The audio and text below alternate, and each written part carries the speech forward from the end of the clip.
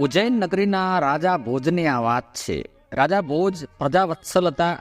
પ્રજાના દુઃખે દુઃખી ને પ્રજાના સુખે સુખી, એવો નીતિમતી રાજા. રાજા ભોજ પ્રજાના સુખ દુઃખ જાણવા હાટુ રાત્રે વેશ બદલીને એકલા ભ્રમણ કરતા. એક દિવસ રાજા ભોજ એક ગરીબ બ્રાહ્મણના ઝૂંપડી પાસેથી પસાર થાય છે. તે બ્રાહ્મણ દંપતી અને પતિ પત્ની વાતો કરી રહ્યા હતા. તે રાજા ભોજ તેમની વાતો સાંભળવા ત્યાં થોભી ગયા. બ્રાહ્મણ તેની પત્નીને કહી રહ્યો હતો કે આપણાથી હવે કામ થતું નથી, કેમ કે હવે આપણી ઉંમર થઈ ગઈ છે અને આપણાને પુત્ર પણ નથી. માટે હું કાલે આપણા રાજા પાસે જઈશ અને જઈને કહીશ કે મહારાજ, અમારું બાકીનું જીવન નિર્વાહ થાય એટલું ધન આપો. અને સવાર પડીને બ્રાહ્મણ દેવ તો નીકળી પડ્યા. બ્રાહ્મણ રાજા પાસે જાય છે અને કહે છે કે મહારાજ, અમારું બંને પતિ પત્નીનું જીવન નિર્વાહ થાય એટલું કંઈક આપો. ત્યારે રાજાએ માણસોને આદેશ આપ્યો કે આ બ્રાહ્મણને 100 સોના મોહરો આપી દો. બ્રાહ્મણને 100 સોના મોહરો આપી બ્રાહ્મણ તો ખુશ થઈ અને પોતાના ઘરે આવ્યો અને સોના મોહરોનું ભરેલું સંદૂક એક બાજુ ઠેકાણે મૂકી દીધું ને રાત્રે સૂઈ ગયા. સવારે ઉઠીને સંદૂકમાં જોયું તો સોના મોહરો નહોતી. બ્રાહ્મણ અને તેની પત્ની વિચાર કરવા લાગ્યા કે આ શું? બારી બારણા બંધ હતા અને કોઈ પણ વ્યક્તિ આપણા ઘરે આવ્યું નથી, તો સોના મોહરો ગઈ ક્યાં? બ્રાહ્મણ તો ફરીવાર પાછા રાજા પાસે ગયા અને રાજા ભોજને બધી હકીકત કહી જણાવી. રાજાએ ફરી વખત 100 સોના મોહરો આપી. બ્રાહ્મણ તો તે લઈને ઘરે પાછો આવ્યો અને રાત્રે બંને પતિ પત્ની સૂઈ ગયા. વહેલી સવારે બ્રાહ્મણને સપનું આવ્યું અને સપનામાં રાજા ભોજ બ્રાહ્મણને કહે છે કે મેં તમને જે ધન આપ્યું છે તે મને પાછું આપો. કેમ કે રાજ્ય પર મોટું સંકટ આવ્યું છે. એટલે બ્રાહ્મણે બધું જ ધન ખુશીથી પરત આપી દીધું. પછી બ્રાહ્મણ સવારે જાગે છે અને જોયું તો સોના મોહરો નહોતી. બ્રાહ્મણ વિચાર કરવા લાગ્યો કે આ શું? સપનામાં બનેલી ઘટના હકીકતમાં બદલાઈ ગઈ. બ્રાહ્મણ દેવ તો પાછા ત્રીજી વખત રાજા પાસે ગયા અને રાજાને બધી વાત કરી. રાજા ભોજને આ વખત મનમાં શંકા ઉત્પન્ન થઈ. છતાંય પણ ફરીથી ત્રીજી વખત બ્રાહ્મણને 100 સોના મોહરો અપાવી. પણ રાજા ભોજ વિચાર કરે છે કે આ શું બ્રાહ્મણ જે કહે છે તે સત્ય હશે કે પછી બ્રાહ્મણ મારાથી કોઈ છળ કરે છે? મારે તપાસ કરવી જોઈએ કે સત્ય શું છે. રાજા ભોજે નિર્ણય કર્યો કે આજે હું ખુદ તપાસ કરવા જઈશ. અને ત્રીજી રાત્રિનો પહોર હતો અને રાજા ભોજ વેશ બદલી અને બ્રાહ્મણની ઝૂંપડીની પાછળ સંતાઈ ગયા કે આજે મારે નક્કી કરવું છે આ બ્રાહ્મણના ઘરે ધન ચોરવા કોણ આવે છે. ખબર તો પડે કે આ બ્રાહ્મણ સત્ય બોલી રહ્યો છે કે સત્ય. મધરાત્રિનો સમય થયો અને રાજા ભોજે જોયું તો રાજા ભોજ આશ્ચર્યચકિત થઈ ગયા. આવે ભોગ પોતાની શકલના વ્યક્તિને જોયો અને રાજાએ તેને પૂછ્યું કે તમે કોણ છો અને આ ગરીબ બ્રાહ્મણને શા માટે હેરાન કરો છો? રાજા ભોજ તો હું છું ને તમે મારું રૂપ ધરીને કેમ આવ્યા છો? તો તેણે ઉત્તર આપ્યો કે હે રાજન, તમે નથી જાણતા કે આ બ્રાહ્મણ ને બ્રાહ્મણી પૂર્વજન્મના કર્મફળ ભોગવી રહ્યા છે. તેમની પાસેથી ધન તો ગાયબ થઈ જશે, પણ પોતાની મહેનતનું આ નાનકડું ખોરડું પણ પડી જશે. તે આ ધનનો ઉપયોગ નહીં કરી શકે, કેમ કે તેના ભાગ્યમાં સુખ છે જ નહીં. માટે હે રાજન, દરેક વ્યક્તિને પોતાના કરેલા કર્મનું ફળ ભોગવવું પડે છે. આ બ્રાહ્મણને પોતાના કર્મફળ મળી રહ્યા છે.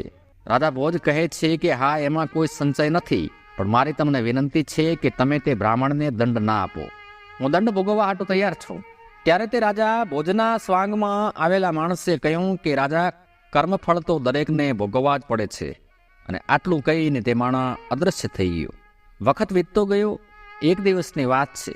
રાજા ભોજ દોડવામાં તેજ અને તાકાતવર ઘોડા પર બેસી અને જંગલમાં શિકાર કરવા હાટુ નીકળ્યા. રાજાની સાથે સિપાહીઓ પણ હતા. શિકારની શોધમાં તે પોતાના રાજ્યની સીમા પર પહોંચી ગયા અને સિપાહીઓ પાછળ રહી ગયા. અને ત્યારે ઘોડાએ ઊંચા પહાડ પરથી છલાંગ મારી અને રાજા ભોજ ઘોડા ઉપરથી નીચે પડી ગયા અને ઈજાગ્રસ્ત થઈ ગયા. એમને મૂર્છા આવી ગઈ.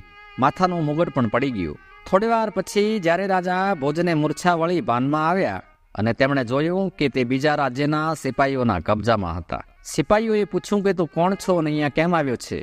સિપાહીઓએ સવાલોની જડી વરસાવી, પણ રાજા ભોજ સાવ મૂંગા થઈ ગયા હતા. રાજાએ કોઈ ઉત્તર આપ્યો નહોતો.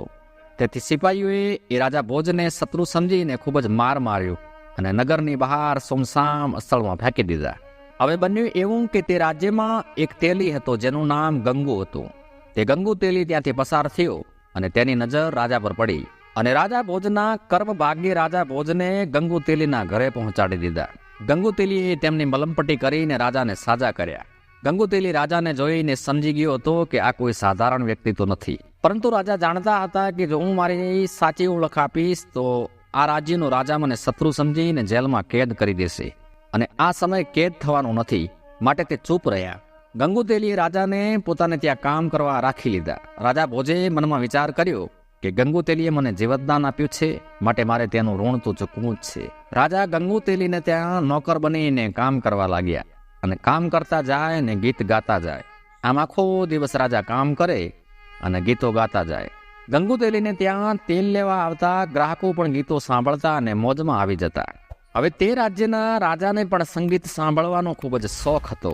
રાજાને એક રાજકુમારી હતી અને રાજકુમારીનું નામ વસુંધરા હતું. રાજકુમારીને પણ સંગીત અતિ પ્રિય હતું, તેથી રાજકુમારી સંગીતની તાલીમ લઈ રહી હતી. તે રાજાના દરબારમાં સંગીત નૃત્ય અવારનવાર થતા અને રાજા સંગીતકારો અને નૃત્યકારોને ઇનામો પણ આપતા. એ રાજાના દરબારમાં રાજકુમારીના વિવાહ માટે સ્વયંવરનું આયોજન કરવામાં આવ્યું અને એ સ્વયંવર વખતે પણ રાજાના દરબારમાં સંગીતનું મોટું આયોજન કરવામાં આવ્યું હતું. સર્વથી શ્રેષ્ઠ ગાન કરે તેવા વ્યક્તિને શોધવાનો હતો. ઘણા બધા ગીતો ગાવાળાએ આયોજનમાં ભાગ લેવા આવ્યા હતા. એ આયોજનમાં એ ગંગુતેલીનો નોકર બનેલ રાજા ભોજ પણ આવ્યા હતા. મોટા મોટા ગાયકોએ પોતપોતાના ગીતો રજૂ કર્યા, પરંતુ રાજકુમારી વસુંધરા હજુ શ્રેષ્ઠ ગાયકની તલાશમાં હતી. તેવામાં ખૂણામાં બેઠેલા રાજા ભોજને ગાવાનો વારો આવ્યો અને રાજા ભોજે કહ્યું કે હું ગંગુતેલીનો નોકર છું. તેવી પોતાની ઓળખ આપી અને ગાવાનું ચાલુ કર્યું. આ નોકરના સ્વાંગમાં આવેલા રાજા ભોજના મુખેથી ગીતો સાંભળીને દરબારમાં બેઠેલા બધા જ લોકો મંત્રમુગ્ધ થઈ ગયા. ચારો તરફથી વાહ વાહના અવાજો આવવા લાગ્યા. રાજકુમારી પણ મોટેથી કહેવા લાગી કે વાહ, આ જ શ્રેષ્ઠ ગાયક છે, આ જ મહાન ગાયક છે. પહેલીવાર રાજકુમારી આવી રીતે ખુલ્લી સભામાં બોલતા રાજા અને સભાજનોને અજીબ લાગી.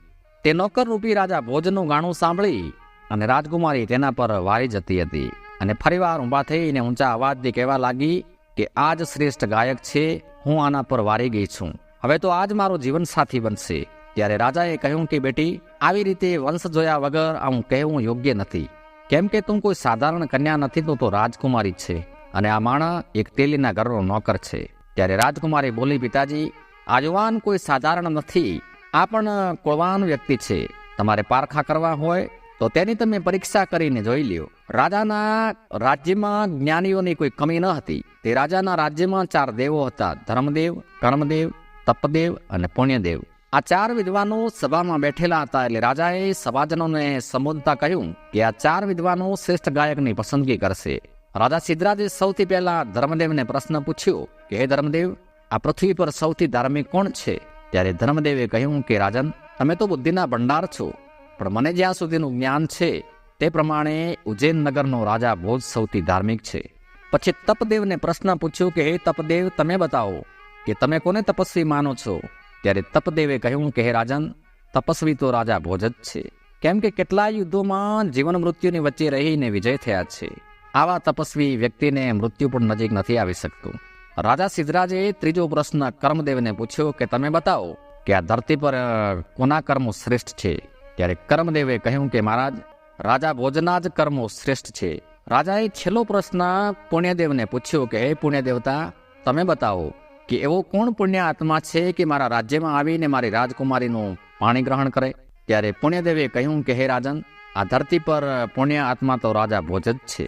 4 દેવોના જવાબ સાંભળીને આખી સભામાં સન્નાટો છવાઈ ગયો. તેમ છતાં તે નોકર રૂપી રાજા ભોજ તો શાંત જ રહ્યા. રાજા સિદ્ધરાજે તેને કહ્યું કે તું શ્રેષ્ઠ ગાયક અવશ્ય છો, પરંતુ સભાસદનો નિર્ણય સાંભળી લીધો ને? અને રાજકુમારીએ તો જાણેમાં આવું વર્તન કર્યું છે, પણ તેને વરવા યોગ્ય તો રાજા ભોજ જ છે. અને ત્યાર પછી એ નોકરના સ્વાંગમાં ઉભેલા રાજા ભોજ બોલ્યા કે નહીં મહારાજ, રાજા ભોજના ગુણોથી પણ કોઈક મોટી શક્તિ છે જે ગમે તે વ્યક્તિને પણ પોતાના વશમાં રાખે છે. ત્યારે રાજા સિદ્ધરાજે ઊંચા અવાજે તેને કહ્યું કે તું મારા વિદ્વાનોનું અપમાન કરે છે. શું ધર્મ, કર્મ, તપ અને પુણ્યથી પણ કોઈ મોટી શક્તિ છે?